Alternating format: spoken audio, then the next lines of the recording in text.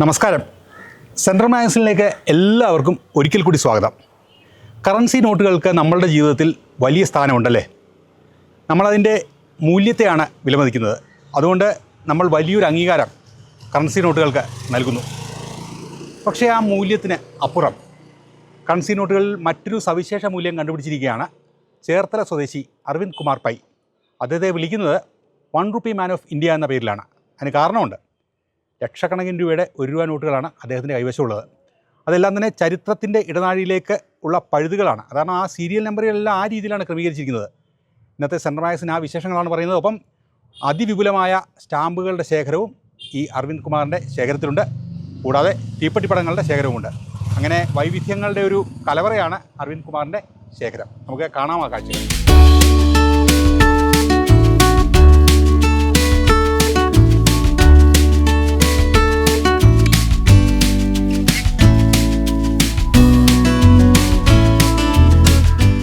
₹1 നോട്ടുകളുടെ ലോകത്ത് സ്വന്തമായി ഒരു സാമ്രാജ്യം തന്നെ കെട്ടിപ്പടുത്ത വ്യക്തിയാണ് ആലപ്പുഴ ജില്ലയിലെ ചേർത്തല സ്വദേശിയായ അരവിന്ദ് കുമാർ പൈ.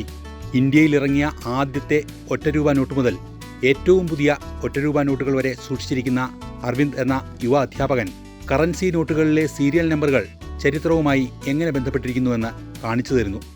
DDMM-YY ഫോർമാറ്റിൽ സീരിയൽ നമ്പേഴ്സ് ചരിത്ര പ്രാധാന്യമുള്ള, ശാസ്ത്ര പ്രാധാന്യമുള്ള, ഇന്ത്യയുടെ കായിക മുന്നേറ്റം, ശാസ്ത്ര മുന്നേറ്റം പോലെയുള്ള കാര്യങ്ങൾ മാർക്ക് ചെയ്യുന്ന അങ്ങനെ സീരിയൽ നമ്പർ ക്രമീകരിച്ചുള്ള നോട്ടുകൾ ശേഖരിച്ചു. പിന്നെ നമ്മൾ അതിനകത്ത് ഇറങ്ങിത്തിരിക്കുകയാണ്. ചിലപ്പോൾ നമുക്ക് അതിനകത്ത് കുറേ പ്രാവശ്യം അപ്രോച്ച് ചെയ്യുമ്പോഴൊന്നും നമുക്ക് ഡീറ്റെയിൽസ് കിട്ടില്ല. ചിലപ്പോൾ ആർക്കും വേണ്ടാണ്ട് ഒരു മൂലയ്ക്ക് കിടക്കുന്ന നമുക്ക് പാസ്ബുക്കോ ചെക്കുകളോ കിട്ടും. അത് നമുക്ക് എടുക്കാനുള്ള സ്വാതന്ത്ര്യമുണ്ട്. കറൻസികൾ സാധാരണക്കാർക്ക് വിനിമയത്തിനുള്ള ഉപാധി മാത്രമാകുമ്പോൾ അരവിന്ദിന് ഓരോ നോട്ടും ചരിത്രത്തിലേക്ക് കടക്കാനുള്ള ഒരു പഴുതുകൂടിയാണ്.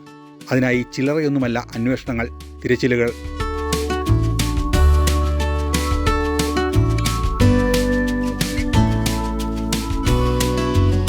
ഒരു സ്റ്റാമ്പ് എവിടെയായിരിക്കും കൂടുതലായിട്ട് ഉണ്ടാവുന്ന ലൊക്കേറ്റ്, അല്ലെങ്കിൽ ₹1 നോട്ട് ഏറ്റവും കൂടുതൽ എവിടെയാണ്, ഏതെല്ലാം സ്ഥലത്താണ് കാണുന്നത്, കണ്ടുവരുന്നത്, അല്ലെങ്കിൽ ഏറ്റവും കൂടുതൽ എവിടെയാണ് കിട്ടുന്നതെന്ന് മനസ്സിലാക്കുക. ഈ പഴയ ഡോക്യുമെൻറ്റ്സ് എവിടെയൊക്കെയാണുള്ളത് എന്ന് മനസ്സിലാക്കുക. അത് വലിയൊരു തിരിച്ചറിവാണ്. ആ തിരിച്ചറിവിലൂടെ പോയപ്പോഴാണ് ബാങ്കിങ്ങിൻ്റെ കാര്യം, പ്രത്യേകിച്ച് പഴയ ഡോക്യുമെൻറ്റ്സും പഴയ ചെക്സും ഏറ്റവും കൂടുതൽ അവൈലബിൾ ആയിരിക്കുന്ന സ്ഥലങ്ങളാണ് ശരിക്കും UP ആൻഡ് വെസ്റ്റ് ബംഗാൾ. ഇത് കാരണം എന്താണെന്ന് വെച്ചാൽ, പ്രത്യേകിച്ച് ബംഗാളിലാണ് ഒരുപാടധികം ബാങ്കുകൾ ഉണ്ടായിരുന്നു. 1,00,000-ലധികം ₹1 നോട്ടുകളുടെ വൻ ശേഖരം അരവിന്ദിൻ്റെ പക്കലുണ്ട്. അങ്ങനെയാണ് ₹1 മാൻ ഓഫ് ഇന്ത്യ എന്ന ടൈറ്റിലിൻ്റെ പിന്നിലെ കഥ. ഏതെങ്കിലും പ്രമുഖരുടെ ജന്മദിനമോ ചരിത്രത്തിലെ ഏതെങ്കിലും പ്രധാന ദിനമോ ഒക്കെയാണ് നോട്ടുകളുടെ സീരിയൽ നമ്പറിൽ അരവിന്ദ് കണ്ടെത്തുന്നത്. നമ്മുടെ സ്വന്തം ആലപ്പുഴ വള്ളംകളി. പ്രഥമ പ്രധാനമന്ത്രി പണ്ഡിറ്റ് ജവഹർലാൽ നെഹ്റു ജൂലൈ 1, 1969 മുതലാണ് ഈ വള്ളംകളി കേരളത്തിൽ പുന്നമടക്കായലിൽ തുടങ്ങിയത്. അതിൻ്റെ ഓർമ്മ അനുസ്മരിക്കുന്ന ഒരു നോട്ടാണ്. EMS മുതൽ പിണറായി വിജയൻ വരെയുള്ള ജന്മദിനങ്ങൾ ₹1 നോട്ടിലെ സീരിയൽ നമ്പർ അനുസരിച്ച് ക്രമീകരിച്ചിരിക്കുന്നു. കേരളത്തിലെ മുഴുവൻ MLA-മാരുടെയും ജന്മതീയതി ഈ രീതിയിൽ ക്രമീകരിച്ചിട്ടുണ്ട്. അന്തർമുഖനായിരുന്ന അരവിന്ദ് തൻ്റെ കുട്ടിക്കാലത്താണ് സ്റ്റാമ്പുകളും നോട്ടുകളും ശേഖരിച്ചു തുടങ്ങിയത്. എന്നാൽ ₹1 നോട്ടുകൾ ഇന്ത്യയുടെ സാമ്പത്തിക ചരിത്രത്തിൻ്റെ രേഖപ്പെടുത്തലായി അരവിന്ദ് കാണുന്നു. ഞാനൊരു ഇൻട്രോവേർട്ടായിരുന്നു. ഇൻട്രോവേർട്ട് ആകുമ്പോഴത്തേക്കും നമുക്കധികം കൂട്ടുകൾ, സുഹൃത്ബന്ധങ്ങൾ, സുഹൃത്ത് വലയങ്ങളൊന്നുമില്ല.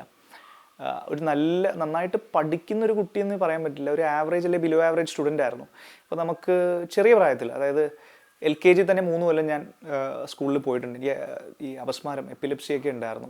അപ്പോൾ ആ സമയത്തൊക്കെ ചിലർക്കെങ്കിലും ആ ഒരു പേടിയൊക്കെ കുട്ടികൾക്കൊക്കെ ഉണ്ടാവുമായിരുന്നു തോന്നുന്നു. സോ ഒരു UKG മുതൽ 4th വരെയുള്ള ഒരു കാലഘട്ടം, 3rd വരെയുള്ള കാലഘട്ടത്തിലാണ് സ്റ്റാമ്പ് കളക്ഷൻ അത്യാവശ്യം നന്നായിട്ട് ഞാൻ ഇഷ്ടപ്പെട്ടു തുടങ്ങിയത്. ആദ്യം ശേഖരിക്കാൻ തുടങ്ങിയത് സ്റ്റാമ്പുകളാണ്. മഹാത്മാഗാന്ധിയുടെ ചിത്രമുള്ള 10,000-ലധികം സ്റ്റാമ്പുകളുടെ ശേഖരത്തിന് അംഗീകാരം ലഭിച്ചു. ഗാന്ധിജിയും കസ്തൂർബ ഗാന്ധിയും ദക്ഷിണാഫ്രിക്കയിൽ നിന്നും ഭാരതത്തിലേക്ക് വന്നതിന് ശേഷം ആദ്യമായി മദ്രാസ് സന്ദർശിച്ചത് 1915-ലാണ്. 2015 100 കൊല്ലം തികയുന്ന ആ വേളയിൽ ഇറക്കിയ ഒരു special first visit to Madras special item കവറാണ് ഇപ്പോൾ കാണുന്നത്. ഇതിൻ്റെ പ്രത്യേകത, ഇവിടെ ഗാന്ധിജിയുടെ സ്റ്റാമ്പ് ഉണ്ട്, എങ്കിൽ കൂടി സൈഡിലായിട്ട് കാഞ്ചീപുരം പട്ട് വെച്ചുള്ളൊരു സ്പെഷ്യൽ ലൈനിങ് ഗാന്ധിജിയും ത്രിവർണ്ണ പതാകയായിട്ട് ഉൾക്കൊണ്ടിട്ടാണുള്ളത്. അതോടൊപ്പം 100 കൊല്ലത്തെ കോൺഗ്രസ് പ്രസിഡന്റുമാരുടെ ചരിത്രം സ്റ്റാമ്പുകളിലൂടെ അതിമനോഹരമായി ക്രമീകരിച്ച് സൂക്ഷിച്ചിരിക്കുന്നു. 1885 മുതൽ 1985 വരെയുള്ള എല്ലാ കോൺഗ്രസ് പ്രസിഡന്റുമാരെയും ഉൾക്കൊണ്ട് സ്റ്റാമ്പ് ഇറക്കിയിട്ടുണ്ടെന്ന് എത്ര പേർക്കറിയാം? അത് ഒരു സ്റ്റാമ്പല്ല, 4 സ്റ്റാമ്പാണ്. സെറ്റ് ആൻഡ് ബ്ലോക്ക് ഓഫ് 4 ചേർന്നതാണ് ഈ പ്രസിഡന്റുമാരുടെയൊക്കെ തല കാണാൻ സാധിക്കുന്നത്. അവിടെ കഴിയുന്നില്ല. ബെൽജിയത്തിലെ ചോക്ലേറ്റ് സ്റ്റാമ്പ്. ഇത്തരം നിരവധി കൗതുകങ്ങളുടെ അപൂർവ സംഗമമാണ് അരവിന്ദിൻ്റെ ശേഖരം. ഇപ്പോൾ നിങ്ങൾ കാണുന്നത് ചോക്ലേറ്റിൻ്റെ ഗന്ധവും ചോക്ലേറ്റിൻ്റെ രുചിയുമുള്ള അപൂർവം ചോക്ലേറ്റ് സ്റ്റാമ്പാണ്. ഇതിറക്കിയത് യൂറോപ്യൻ രാജ്യമായ ബെൽജിയം.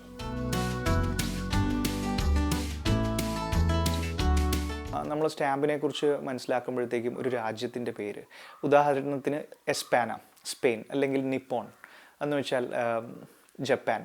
അപ്പോൾ അങ്ങനെയുള്ള കൗതുകമാർന്ന കാര്യങ്ങളിലേക്ക് പോയി. ഗാന്ധിജിയുടെ ഒരുപാട് സ്റ്റാമ്പ് ആ സമയത്ത് പ്രചരണത്തിലുണ്ടായിരുന്നു, അത് ശേഖരിച്ചു. ₹1 നോട്ടച്ചടിക്കാൻ അതിലധികം ചിലവ് വന്നതോടെ 1994 രാജ്യത്ത് ₹1 നോട്ടിൻ്റെ അച്ചടി നിർത്തിയിരുന്നു. പുതിയ സാങ്കേതിക വിദ്യകളുടെ വരവോടെ 2015 ഇത് പുനരാരംഭിച്ചു. 1994 മോണ്ടെക്സിങ് അലുവാലിയ സൈൻ ചെയ്ത ₹1 നോട്ട് ശേഷം പിന്നെ 2015 ഈ ഗവൺമെൻറ് ഓഫ് ഇന്ത്യ വീണ്ടും ₹1 നോട്ട് ഇറക്കുന്നത്. ഈ 2015, 16, 17, 18, 19 ഈ 5-6 കൊല്ലം ഞാൻ എൻ്റെ ഫുൾ ഫോക്കസ് ₹1 ശേഖരണം വിപുലീകരിക്കാൻ വേണ്ടിയായിപ്പോയി. മഹാത്മാഗാന്ധിയുടെ ജന്മശതാബ്ദി വർഷമായ 1969 പുറത്തിറങ്ങിയ ₹1 നോട്ടിൽ അദ്ദേഹത്തിൻ്റെ ചിത്രമുണ്ടായിരുന്നു. അത് അത്യപൂർവമായ ഒരു നോട്ടായി പിന്നീട് മാറി.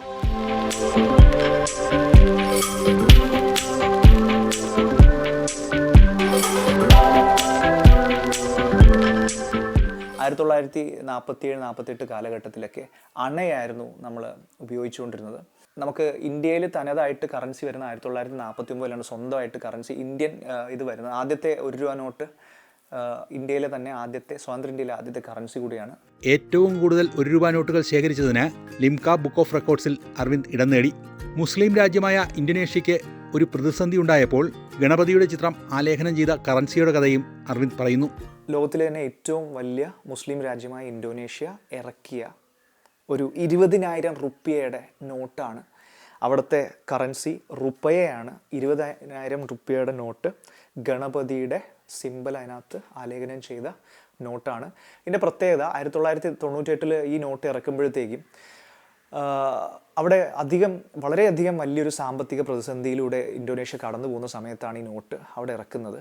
ഇത് ഇറക്കിയതിലൂടെ അത് ഭാഗ്യം വരുമെന്ന് വിശ്വസിച്ചിട്ടാണ് അവിടെ ആ സമയത്ത് നോട്ട് ഇറക്കിയത്. ഇവിടെ ഇന്തോനേഷ്യയുടെ ആക്ടിവിസ്റ്റ് ആയിട്ടുള്ള ഹജ്ദർ ദേവാന്തരയെ കാണാം. 1948 നോട്ടാണ്. ഒപ്പം ഇവിടെ ഗണപതി.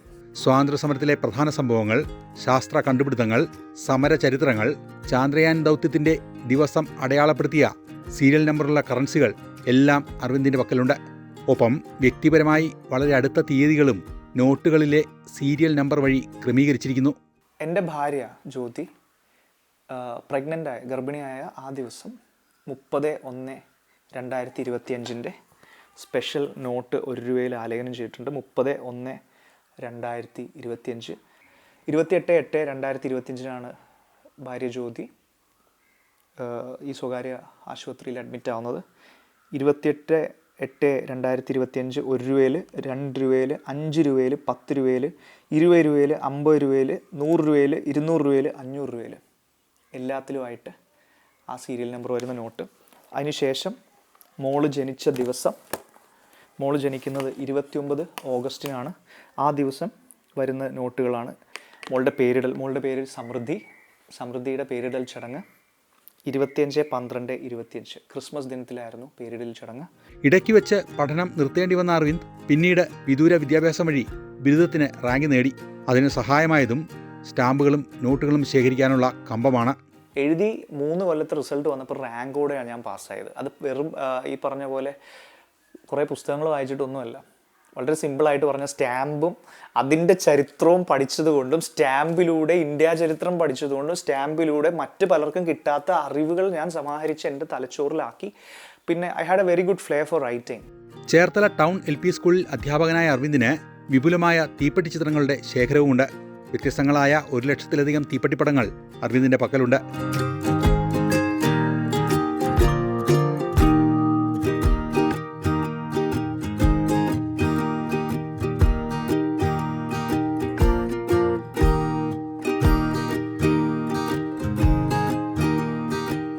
$198 രാജ്യങ്ങളുടെ സ്റ്റാമ്പ്സ് എൻ്റെ കൈവശമുണ്ട്.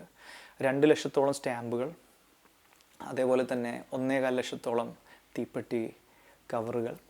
അതുകൂടാണ്ട് വളരെ പ്രധാനപ്പെട്ടത് ഹിസ്റ്റോറിക്കൽ ഡോക്യുമെൻറ്റ്സ്, ബാങ്കുകളുമായിട്ട് ബന്ധപ്പെട്ട് nationalised bank, private bank, pre independent collectibles ആയിട്ടുള്ള ബാങ്കിൻ്റെ ഒരുപാടധികം ചെക്കുകൾ എല്ലാം പുതുതലമുറയ്ക്ക് ചരിത്രത്തിലേക്കുള്ള വാതിൽ തുറന്നു കൊടുക്കുന്നു. കേരളത്തിലെ ആദ്യത്തെ സ്വകാര്യ ബാങ്കായ നെടുങ്ങാടി ബാങ്ക് ദക്ഷിണേന്ത്യയിലെ തന്നെ ആദ്യത്തെ സ്വകാര്യ ബാങ്ക് ആണ് എന്ന് എത്ര പേർക്കറിയാം?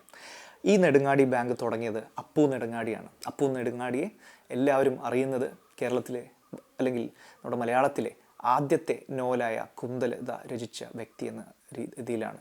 ഇതുകൂടാതെ ഉത്തർപ്രദേശിൽ നിന്നും ബംഗാളിൽ നിന്നും ഉൾപ്പെടെ ശേഖരിച്ച പുരാതനമായ നിരവധി ബാങ്ക് സ്റ്റേറ്റ്മെൻറ്റുകൾ, പലതരം ലൈസൻസുകൾ. ഭാരതത്തിന് സ്വാതന്ത്ര്യം കിട്ടുന്നതിന് മുമ്പ് അജ്മേർ മുനിസിപ്പാലിറ്റി ഈടാക്കിയ ഹോഴ്സ് ടാക്സ് ലൈസൻസാണ് ഇപ്പോൾ നിങ്ങൾ കൈവശം കാണുന്നത്. 3 മാസത്തേക്കായിരുന്നു ഹോഴ്സ് ടാക്സ് ലൈസൻസ് റിന്യൂവൽ ചെയ്തുകൊണ്ടിരുന്നത്. ഈ 3 മാസത്തേക്ക് 3 രൂപയായിരുന്നു അന്നത്തെ ഹോഴ്സ് ടാക്സ് പുതുക്കൽ തുക. 1949 ഓഗസ്റ്റ് 12-നാണ് കേന്ദ്ര ധനമന്ത്രാലയം 1 രൂപ നോട്ട് പുറത്തിറക്കിയത്. കേന്ദ്ര സർക്കാർ ആദ്യമായി പുറത്തിറക്കിയ ആ കറൻസി നോട്ടിൽ ഒപ്പിട്ടത് ഒരു മലയാളിയാണ്, ആദ്യ കേന്ദ്ര ധനകാര്യ സെക്രട്ടറി KRK മേനോൻ. ഏകദേശം പ്രായപൂർത്തിയാവുന്ന ആ ഒരു സമയത്താണ് മനസ്സിലാക്കിയത് ഇതിൽ ഒപ്പിടുന്നതൊക്കെ ധനകാര്യ സെക്രട്ടറിമാരാണെന്നും ഈ ധനകാര്യ സെക്രട്ടറിമാരുടെ തന്നെ 2-3 ധനകാര്യ സെക്രട്ടറിമാർ ഒഴിച്ച് ബാക്കി എല്ലാ നോട്ട് എൻ്റെ കൈവശമുണ്ടെന്നും. അപ്പോൾ പിന്നെ അത് ശേഖരിക്കാനായി. പിന്നെ അങ്ങനെ ഏറ്റവും വലിയ കളക്ഷൻ 1 രൂപയുടെ ഏറ്റവും കൂടുതൽ കളക്ഷൻ വേണമെന്നൊരു നിർബന്ധമായി. ഇന്ത്യയിലെ മറ്റെല്ലാ കറൻസി നോട്ടുകളിലും റിസർവ് ബാങ്ക് ഗവർണറുടെ ഒപ്പ് രേഖപ്പെടുത്തുമ്പോൾ 1 രൂപ നോട്ടിൽ ഇപ്പോഴും കേന്ദ്ര ധനകാര്യ സെക്രട്ടറിയുടെ ഒപ്പാണുള്ളത്. പ്രധാനമന്ത്രി മൻമോഹൻ സിംഗ് ആദ്യം ധനകാര്യ സെക്രട്ടറിയും പിന്നീട് RBI ഗവർണറും ആയിരുന്നതിനാൽ അന്ന് അദ്ദേഹം ഒപ്പിട്ട നോട്ടും അരവിന്ദിൻ്റെ ശേഖരത്തിലുണ്ട്.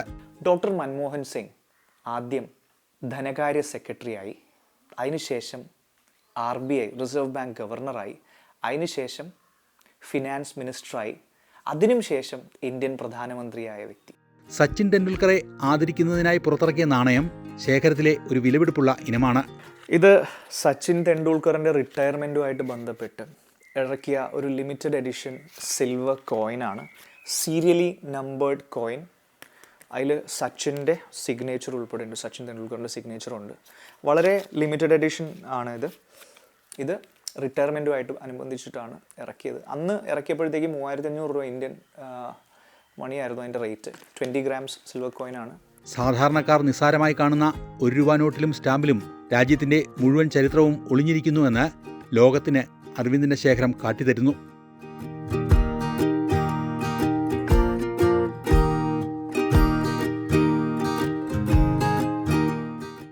അരവിന്ദ് കുമാർ പൈ ഒരു ഉദാഹരണമാണ്. ആവേശവും ലക്ഷ്യബോധവും ഉണ്ടെങ്കിൽ ഒരു ഹോബിയെ എങ്ങനെ വലിയൊരു നേട്ടമാക്കി മാറ്റാമെന്ന് ഇദ്ദേഹം തെളിയിക്കുന്നു. ഒപ്പം അരവിന്ദിൻ്റെ ജീവിതത്തിലെ ഏറ്റവും പ്രധാനപ്പെട്ട കൈത്താങ്ങാണ് നിരവധി പ്രത്യേകതകളുള്ള ഈ ഹോബി. ഞാനൊരു ഒറ്റയാൾ പോരാളിയായിട്ട് പോവും, പക്ഷെ എനിക്കതിന് പ്രചോദനം തരുന്നത്, ശക്തി തരുന്നത് ഇത്തരം കളക്ഷൻസാണ്. കാരണം നമ്മൾ നോക്കും, നമ്മൾ എവിടെ സ്റ്റാർട്ട് ചെയ്ത് നമ്മൾ എവിടെ വന്ന് നിൽക്കുന്നു, നമുക്ക് കിട്ടിയ അറിവ് എത്രയാണ്, നമുക്കതുകൊണ്ട് കിട്ടിയ സന്തോഷം എന്തിനാണ്.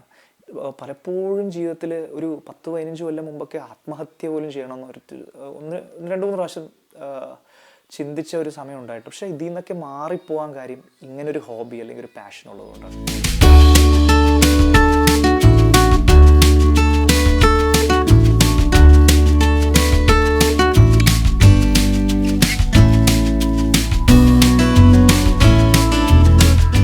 അങ്ങനെ ഈ ആഴ്ചയിലെ സെൻട്രൽ മാഗസിൻ വിശേഷങ്ങൾ ഇവിടെ അവസാനിക്കുകയാണ്. അടുത്ത ആഴ്ച പതിവുപോലെ കൂടുതൽ വിശേഷങ്ങളും വ്യത്യസ്തമാർന്ന അനുഭവങ്ങളും പുതുമയുള്ള കാഴ്ചകളുമായി നമുക്ക് വീണ്ടും കാണാം. നന്ദി, നമസ്കാരം.